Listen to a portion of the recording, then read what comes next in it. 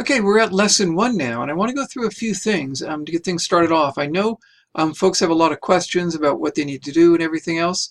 And really what this video is going to do is get you set up with the discussion boards and go through how we're going to approach the discussion boards. And at the discussion boards, you're going to be practicing the skill you're going to need for the first essay, which I'll be going through in a couple of days, and I'll be going through the first paragraph too. So really what I want you to do is get down how to approach the discussion boards, get those down today, and then you're going to be able to undertake that over the next couple of days and then get the paragraph done and the essay. So we're going to go through how to summarize, but most importantly, how to deal with the metaphors. And that's going to introduce an idea that we're going to be using throughout the semester, which is analysis, and how to analyze the language that you're reading, or by the end of the semester, the images that you're looking at and how to break them down. Okay, so let me go through that for a bit. Let's first take a look at the calendar so we make sure everybody knows where they are. Let's go through the calendar right here. I'd like everybody to see this. Right now, you're watching lesson one. That's what you're supposed to be doing. That's what you're taking care of that. Well, check on that. And then you're supposed to be getting the reading for 3 and 4. So that's what you should undertake right after you get this lesson done. You should have read scenes 1 and 2 by now. And that's approximately, you should be up to around line 480 or so at least. Now, many of you, I imagine, have already read, maybe the entire thing. It is something you can read in one sitting. But at least to around line 480, about 500 or so. Almost halfway there. Okay, scenes 1 and 2 get you to almost halfway. That's where you should be. Tomorrow, let me get myself out of the way here. Tomorrow you're going to be writing your summaries, and I put those off until Thursday so that I can get this first lesson posted. And what you're going to be doing is you're going to summarize scenes 1 and 2 in Antigone, and then identify and explain 3 metaphors using the metaphor machine. Well, you're probably thinking, what the heck is that? And that's a good thing to be wondering right now. So let's go through that and what you'll need to do. So you'll be summarizing scenes 1 and 2, but also summarizing scenes 3 and 4 by tomorrow, by the end of the day tomorrow. And that'll get you in good shape, okay? So let's go through that and how do you do it? And I'm going to go through a little bit of background on Antigone first. Let's go through that and give a little bit of background on Greece. A little bit to understand, and this is always important to understand when you're doing anything with classical Greece. And I'm going to treat it a little bit in a bit of a cursory manner here and break it down into 3 ages leading up to what's known as the classical period, or the period that most people know about.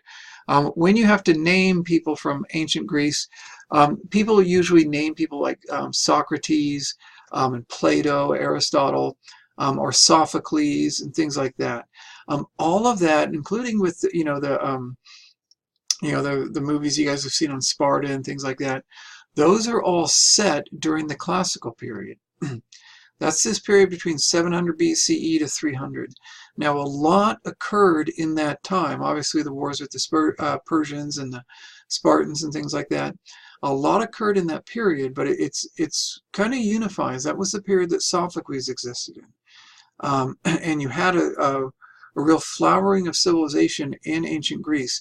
But there was a little bit going on before it and a lot going on during it. Now, something to keep in mind, going back before it was the Bronze Age, and that was the ancient time period. I like to break Greece up into 3 time periods. The ancient time period, really the Bronze Age, from around 3200 BCE, that means before the Common Era, up until around 1200, when it all came crashing down. That was a time period when it really, these were not the Greeks we knew of, but it was a civilization that was doing quite well. We know things about the Mycenaeans and the Minoans and other things that are quite fascinating. Let me move myself down here. The Mycenaeans, Minoans, and others existed at this time, and they interacted with the Egyptians, with folks in the Levant, that's in what today is Jordan and Israel and Syria, and in people in Anatolia, that is today what would be called Turkey. Ancient Troy was actually in Turkey. Homer, if you've heard of him, he was probably from Turkey also, and so was Herodotus, the father of history. So all these areas communicated with each other, from Greece, Turkey, Egypt, the Levant, again, Israel, Jordan, Syria, those regions, all worked with each other, and that was the Bronze Age at that time period. But they didn't leave writing behind, not a lot of it really, just some fragments. And the Egyptians left some writing behind, but not extensive narratives, the way we have with the classical period. Then Greece goes into, again, the Bronze Age collapses around 1200 for a number of reasons. They say it was a perfect storm. Literally, there were what they call earthquake storms going on. There was also climate change going on. They did go through a period of extended drought. There were invasions from what they call the Sea Peoples, and trade collapsed. All these things hit them at the same time. The Hittite civilization in Turkey was collapsing for very different reasons. So all these things went on and brought it to an end. Okay. When you go to the Archaic period, that's often called for Greece the Dark Ages. Now, this period lost all those palaces and other things, and a lot of the connections that they had with places like Egypt and the Levant and the Hittites. But they looked at the palaces that existed, and there were remains of it. We still have the remains of the Mycenaeans and the Minoans. And so they saw these, and they didn't really know who were these people. But they must have been magnificent to have built these palaces. They must have been. What went wrong? They must have been closer to the gods, and they came up with stories about these people and about these ruins. If you know a little bit about English history and the story of Beowulf, something similar does go on with that. But we won't go into that. That's an English issue. But this happened when there was a collapse in a number of years, about 400 to 500 years, where there was a time period where it was illiterate, and we do not have palatial remains for this time period. The best we can make out is that they were living in straw huts at best. So they had some agriculture, but again, the society had collapsed. This was the time period of people such as Hesiod and even Homer. And again, I want to repeat, they were illiterate. Homer was illiterate, if he even existed. So was Hesiod. Most of what you know about Greek mythology comes from Hesiod, but also the stories often that you know about the great heroes comes from Homer. And these people composed the poems, as best we know, verbally, and handed them off, or traveled town to town, singing their poems and having it be pretty much a good night out for the folks. So that's what it was. And so they came up with lots of stories about these people who must have come before them. And some were handed down, some seem to have been created out of whole cloth, some seem to have some historical basis, some seem not to have any at all. They're all over the place. But these stories came down to the classical period. By this time, they have writing, and Greece is coming back in full force. And it's adopting this mythology that was really solidified during that Archaic period to explain the ancient period. Okay? So that's what happened.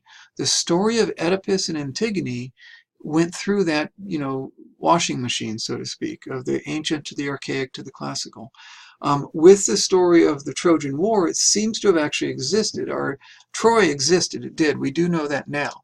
It did exist. Did the war take place exactly as it's described in the Iliad? Well, don't know.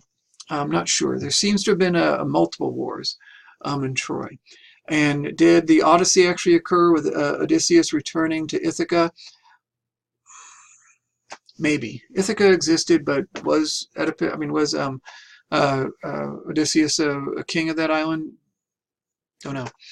So that's what we have. And that's what we have with Sophocles, whom we know existed because we have first-hand accounts of meeting him and other people talking to him. He won awards. He was very well known in Athens, which is, if you don't know, was really the birthplace of democracy. So he was a celebrity in his time period and very well known. Apparently, he lived into his 90s, as best we can tell, and he wrote many plays, dozens of plays, and we have a number of them that we have today. Okay, so and this, by the way, is a picture of one of the amphitheaters where it would have been performed. You have the stage in here, and a chorus would have existed in the front. The stage would have been back here, and the people would have watched, and the acoustics apparently were amazing.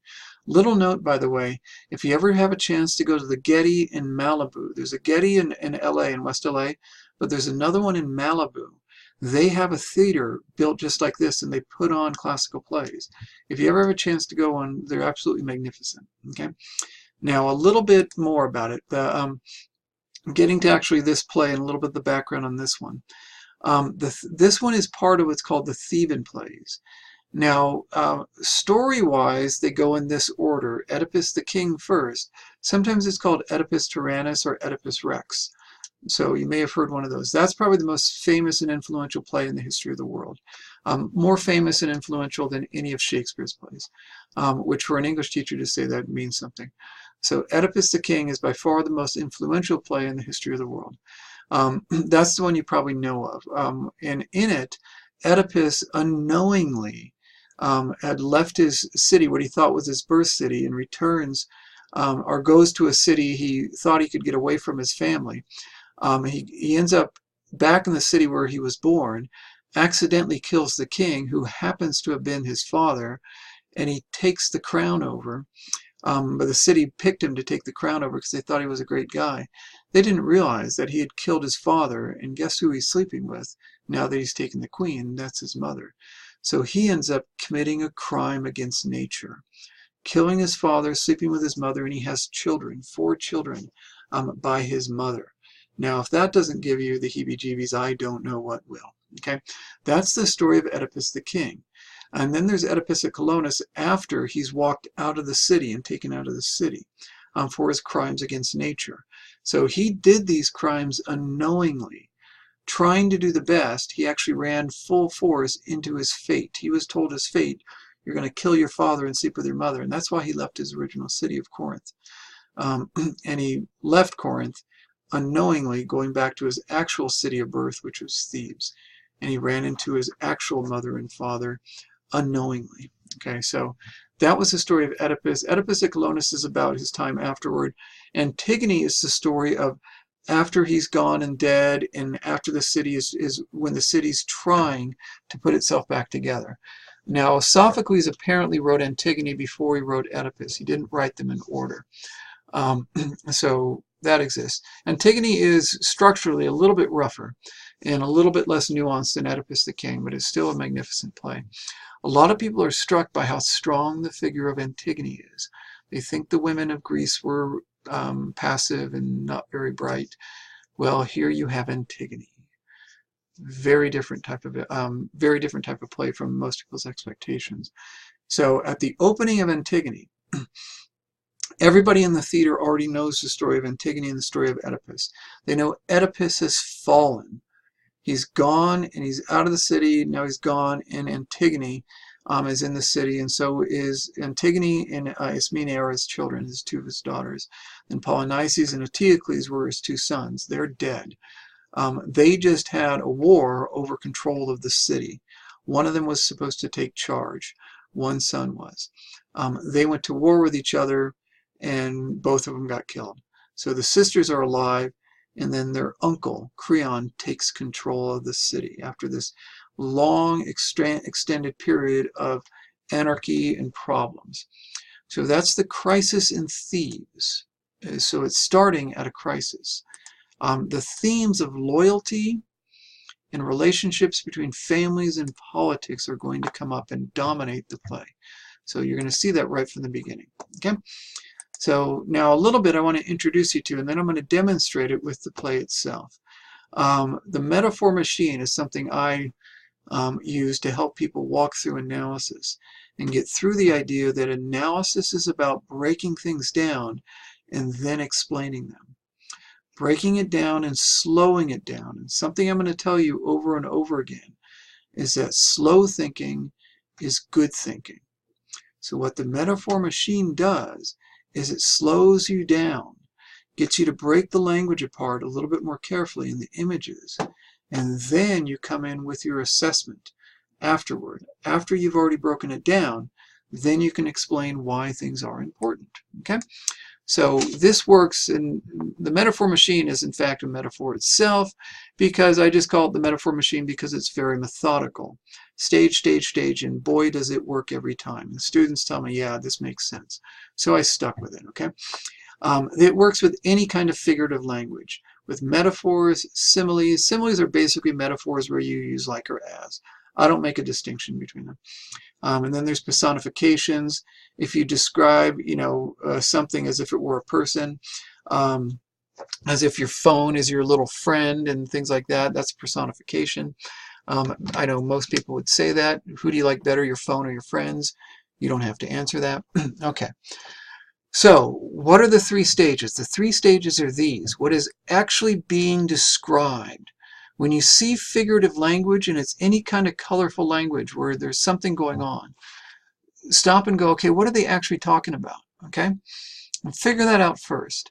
Then go, what type of words are being used? In other words, these words are not appropriate to this situation. These would be used somewhere else, but they're being used here. Okay, these words would usually be used in this situation, not in this one.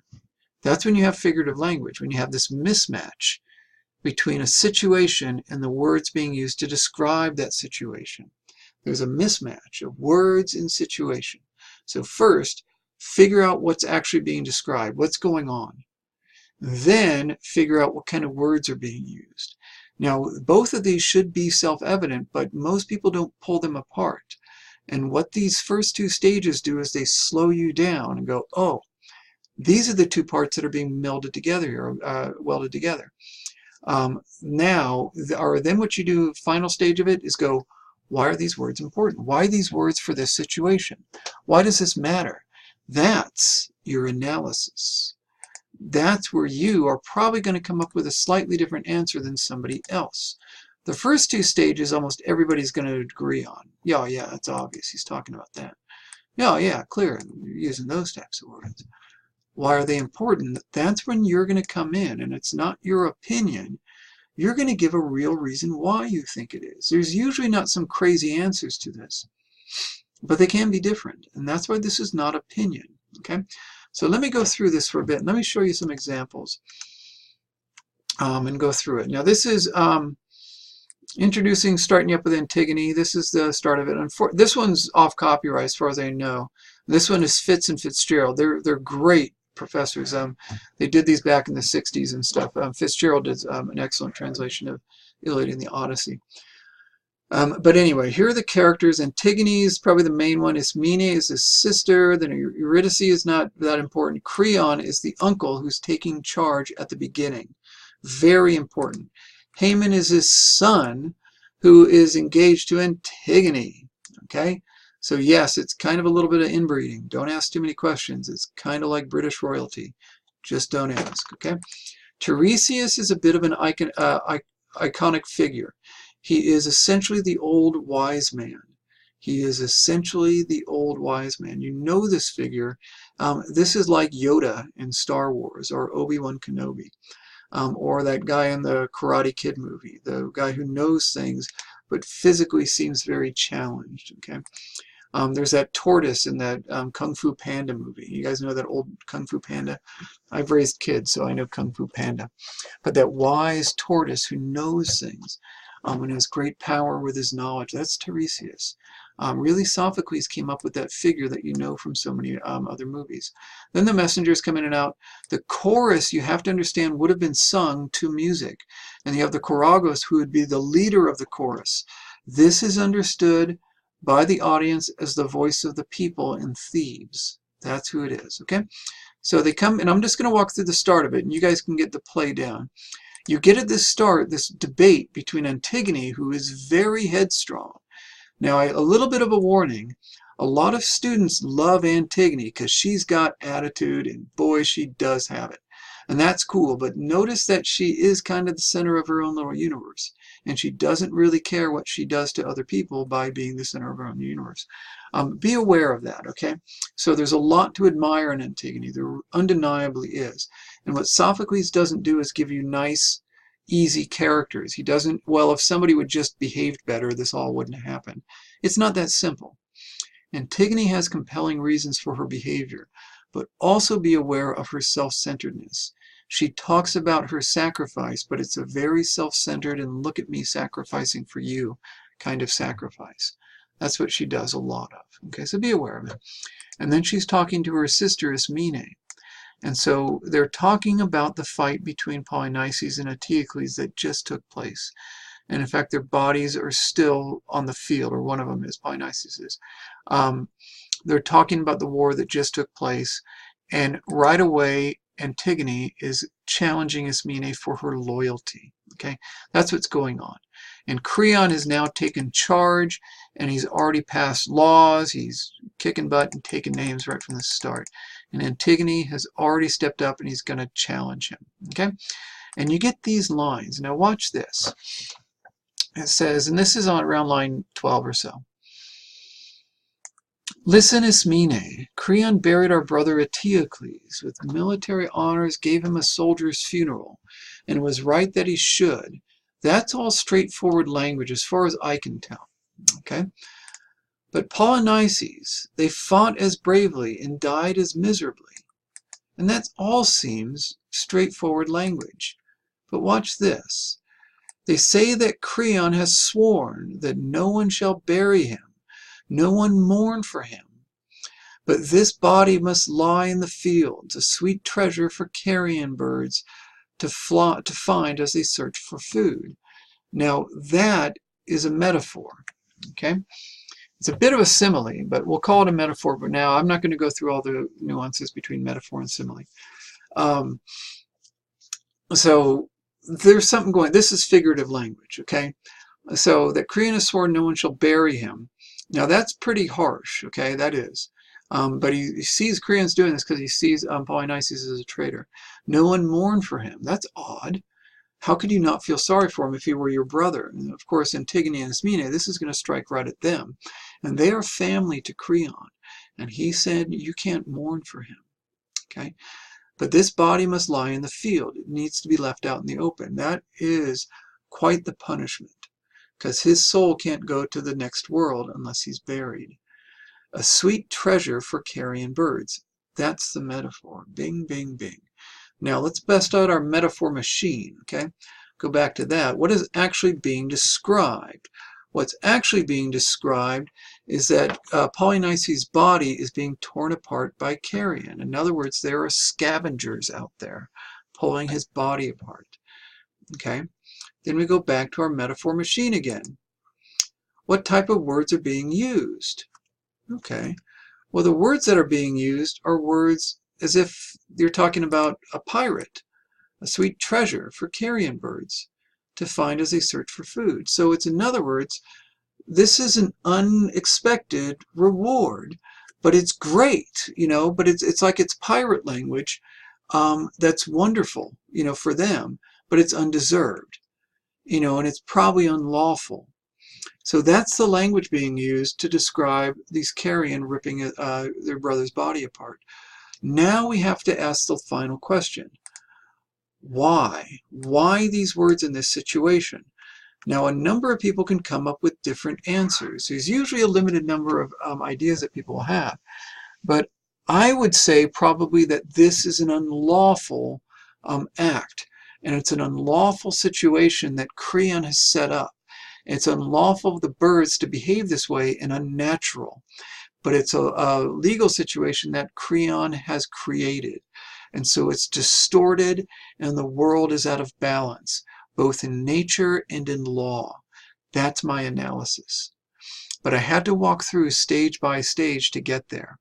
And these metaphors come up on every single page. If you read Oedipus the King, there's about 3 per page. In this play, there's about 1 or 2. Okay? What I want you to find within the first 480 lines or so are 3 metaphors. You can do that, definitely. I've already done this one. You can find 3 probably within the first couple of pages. And just look for things when they're using some type of figurative language. Usually it's not in these one-line situations, but usually when they have multiple lines going on. I beg the dead to forgive me, but I am hopeless. In other words, you can't actually beg the dead, but it's as if these people are the kings of Ismene.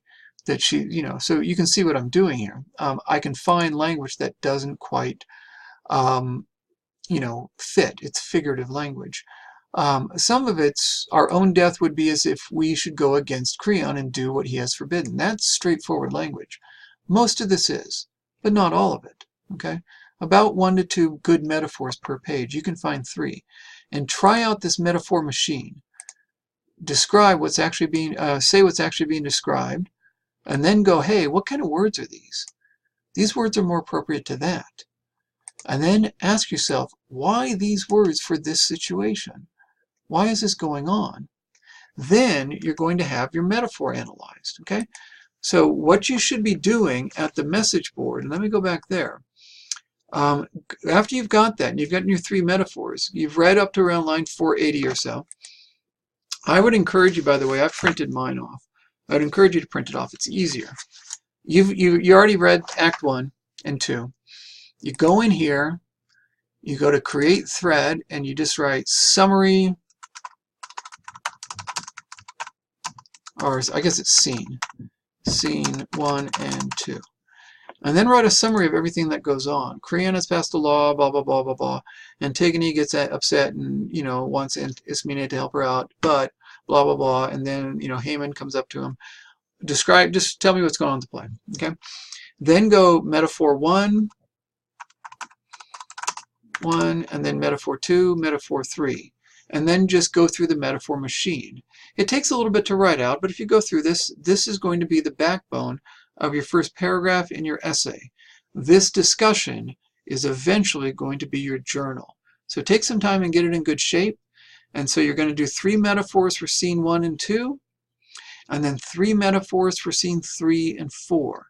And do that right after your summary. And write it up as best you can. Write a good summary up and then get your 3 metaphors going.